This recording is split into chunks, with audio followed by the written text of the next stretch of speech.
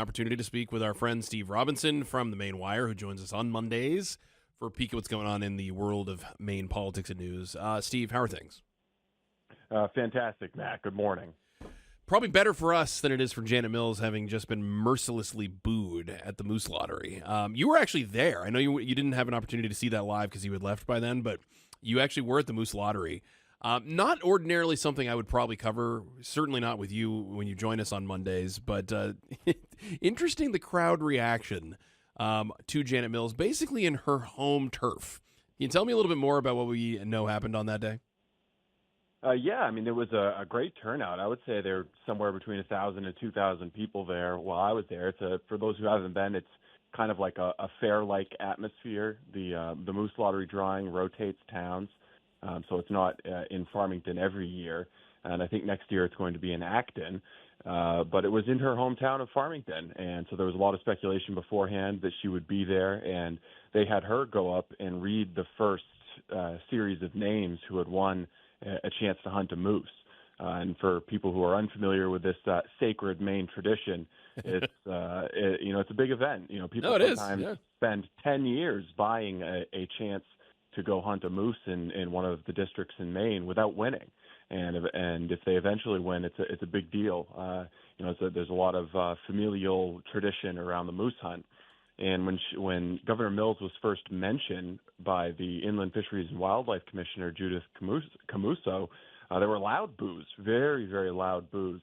And what you could also notice in the video that we've posted is no one is cheering and no one is standing up for her, and she's looking to the crowd almost like she wants to find her supporters, but everyone's just kind of staring at her like, okay, yeah, just read the list. Read the list of names. We're here to figure out if we want a moose permit. But for about 3 minutes, the crowd is booing, and she says, "Well, I'm not going to read the names. Yeah, stop. Yeah. So you guys better behave or else, right? Yeah." But I thought the video at this point has gone viral because I think it shows how a lot of Mainers, especially in northern Maine, feel about the governor after 6 or 7 years of seeing the minority fringe radical progressivism coming out of Augusta and maybe feeling a little bit helpless about the political situation in the state of Maine. But it was, I think, a great illustration of the political divide, broadly speaking, in the state, because at the same time this is happening, there's the Pride Parade in Portland. So an interesting decision by the governor to stick with the Moose Lottery rather than going to the Pride Parade, where she would have doubtlessly been celebrated and cheered and found lots and lots of support. But maybe it was a wake-up call for her. I think she's enjoyed pretty high favorability ratings that would be surprising to a lot of people from northern or rural Maine.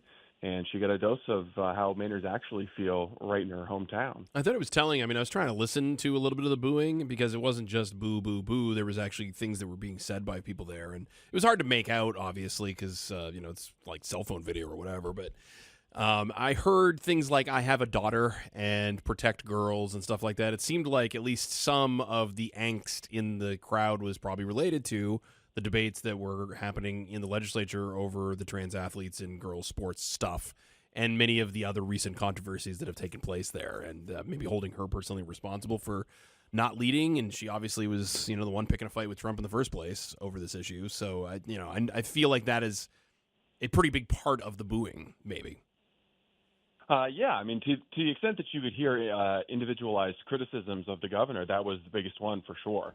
And if you follow along online in the comments of people from Maine, replying to the video or resharing the video, that's certainly the number one criticism. And that's what you would expect when you look at how divisive an issue it is and how the Mainers feel about it according to polling data. It's the position that the governor has staked out, the position that Democratic candidates like Secretary of State Shenna Bellis have said that they're willing to die on the Hill for, is that high school female athletes should be forced to compete against male athletes who identify as females. And that's a position that is supported time and again by, 20% of Mainers, if that.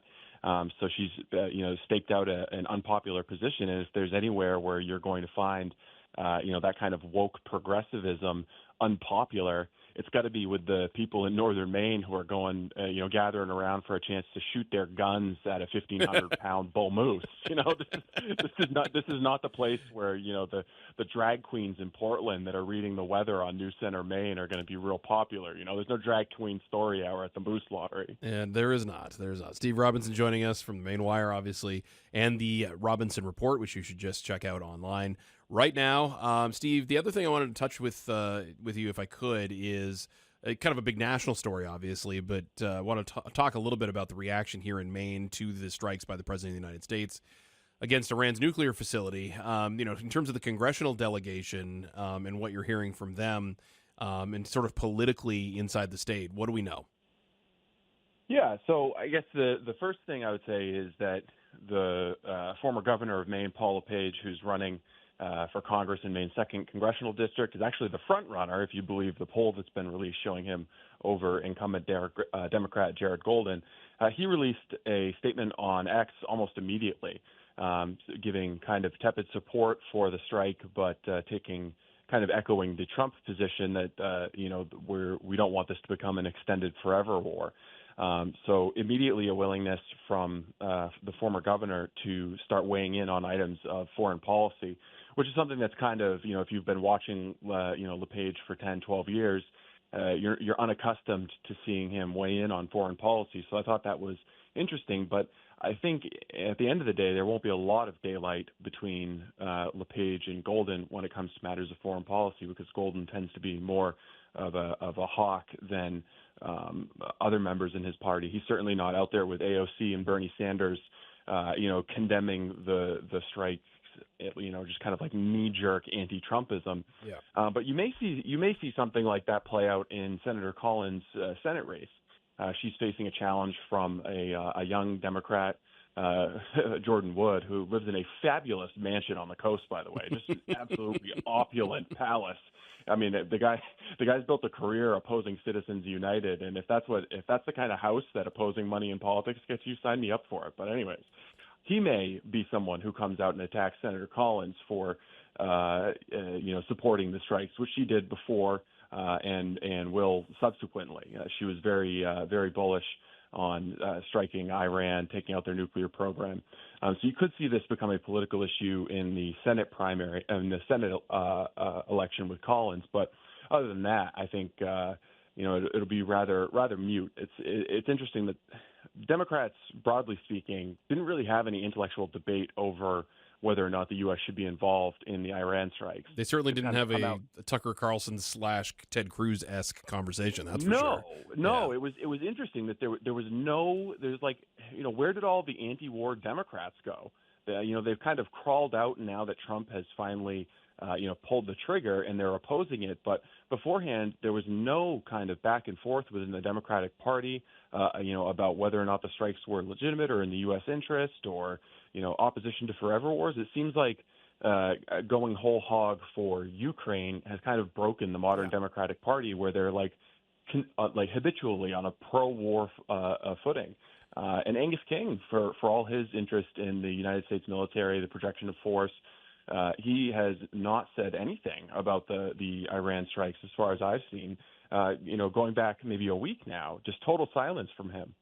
Yeah, I share that opinion. It's really undermined the ability, I think, of many of them to be able to speak just because of what they've been up to in the last, say, 10 years or so. I mean, with Obama coming to office as basically the anti-war candidate and saying that the Iraq war is the worst thing on the planet, and then basically escalating everything everywhere for 8 years in office, and then Biden doing much of the same. I mean, he came in very much like the Obama administration did, and the Democrats were supportive of all of it, and all of a sudden now they're doves and peaceniks.